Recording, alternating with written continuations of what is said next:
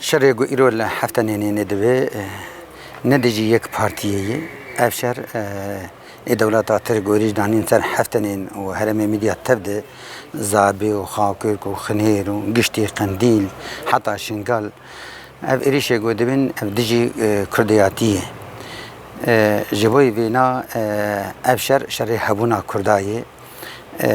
دفرد چقاسی دولت ترک خود بینه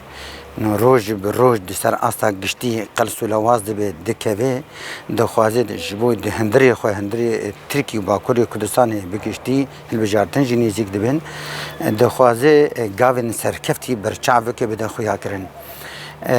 yani bir de xuyakirin ve mi Kurdiş kenandın. Le bir hişmendiya xo da xapine. Dema go çar habun dçiyade Türkiye o neşkanandın. Bun sad hab neşkanandın. İro be hazarane neşkandın. Xo da xapine. Ya rast ev go devleta Türk beri xo bide hişmendiya çare serkirinde a aştiye a demokratiye a biratiye. Yani ev xuna gote rejandın diji mirovahiye giştiye. اف هشمندیا گودجی کردیتی ددم شاندن نتنی جبوی هفتنینه جبوی باشوری کردستان تنه بگه جبوی شر ایرو لسر روج آوال سر باکرو جلاد سوری جی شر دهندری باکری کردستان دی شر حتی در جلاد کردستان دی شر بردوام بکه و دب علی کار بچتین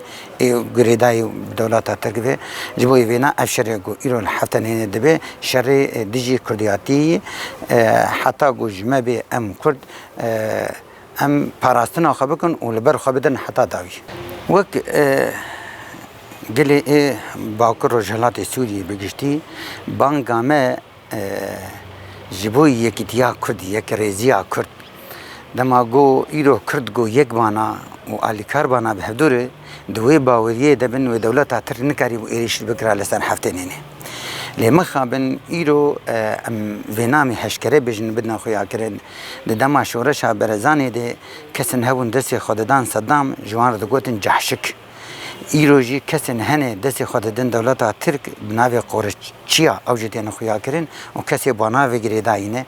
اویجی و قلن دیرو که دینن وک یکیتیار روشنبیرا بانگامه جبوی گشتی کردیتی جبو همو پارتیان کردا یک دست بن یک ریز بن برا پیلان دولت ترک عثمانیت دم بری جهدو بکوین هلوشن تنه پاراستنا کردیتی ایرو ارککی مزین لسر ملی هر کسی گود بیجه از کردم و به تایبت پارتیان کردا ببر هفدو دورن